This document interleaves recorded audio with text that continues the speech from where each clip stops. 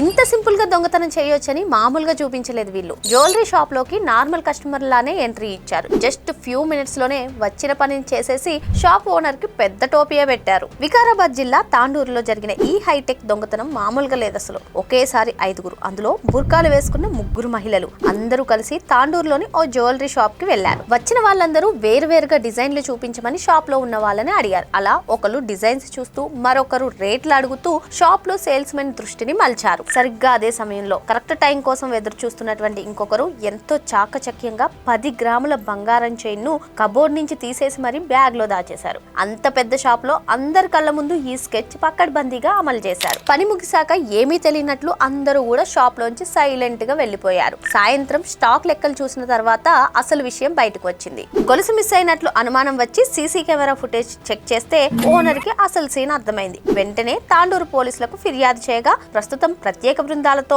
పోలీసులు ఆ బ్యాచ్ ను వెతుకుతున్నారు. ఈ ఇన్సిడెంట్ బిజినెస్ చేసే ప్రతి ఒక్కరికి ఒక వార్నింగ్ అని చెప్పుకోవచ్చు. ఎవరైనా ఎప్పుడైనా మీ షాప్ లోకి గ్యాంగ్ గా వచ్చి మీ దృష్టి మరల్చే కస్టమర్లతో చాలా జాగ్రత్తగా ఉండండి. ఇంతకీ ఈ హైటెక్ దొంగతనంపై మీరేమనుకుంటున్నారో కామెంట్ చేసేయండి.